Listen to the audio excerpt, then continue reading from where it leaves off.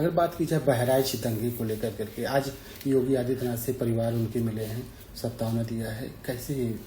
देखिए, मैं तो यही कहूँगा, जिसके परिवार का चिराग बुझ गया, एक परिवार चला गया, उस परिवार को क्या मिलाकर सांत्वना देना करना, अगर ये पहले से चेते होते, आज पूरा प्रशासन अगर चुस्त दुरुस्त रहा होता, मालूम था कि नहीं ये दुर्गा पूजा का विसर्जन हो है और निश्चित तौर से चीज़ें बिगड़ सकती हैं स्थितियाँ, अगर कायदे से उसको किया होता तो आज एक परिवार उजड़ने से बच जाता। उस जब नौजवान महिला का अब सिंदूर बचा रहता, मैं समझता हूँ कि बहुत दुर्भाग्यपूर्ण है। मिलकर केवल सांत्वना देना, ये तो केवल एक फोटो सेशन है और सेशन हो रहा है। मुझे लगता है कि इससे सरकार पूरी तरीके से घिर गई है और सरकार पूरी तरीके से जंगल राज कायम है। और अभी मैं बता सकता हूँ कि आज लखनऊ में चिन्हट की एक बच्ची के साथ भोर में बलात्कार हुआ है, अभी हरदोई में बलात्कार हुआ है, आपके फैजाबाद में यहाँ बलात्कार हुआ। कहाँ कुछ हुआ? किसी पर बुलडोजर घर पे नहीं चलाया गया, भाजपा के नेता के बेटे थे यहाँ, आपने लिया था उस पर। मैं समझता हूँ कि पूरी तरीके से ये केवल और केवल अपनी राजनीतिक रोटी सेकने के लिए सारे काम कर रहे हैं। कटेहरी की बात की जाए, कटेहरी में योगी आदित्यनाथ ने खुद कमान संभाल लिया हुआ है और वहां से समाजवादी पार्टी ने अपना प्रत्याशी भी घोषित कर दिया है। देखिए, मिलकर लड़ेंगे, इंडिया गठबंधन मिलकर लड़ेगा, कांग्रेस पार्टी पूरी ताकत के साथ सब लोग मिलकर लड़ेंगे इसमें।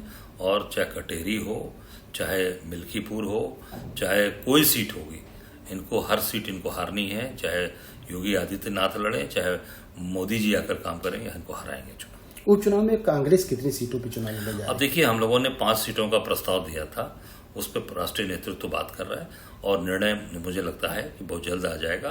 5 का प्रस्ताव दिया था, निर्णय राष्ट्रीय नेतृत्व कर। महाराष्ट्र में कैसे कांग्रेस के? निश्चित वहां से गठबंधन, वहां महाअघाड़ी की सरकार बनने जा रही है, क्योंकि वहां की जनता ऊब चुकी है और परेशान है इनके जो सरकार इन्होंने जोड़ तोड़ करके बनाई वहां पर। और निश्चित तौर से वहां महाअघाड़ी की सरकार बनेगी और मजबूती से के साथ वहां जनता का कार्य होगा, जनता के साथ रहेंगे। बात की जाए पाकिस्तान में आज विदेश मंत्री 9 सालों के बाद गए हुए हैं।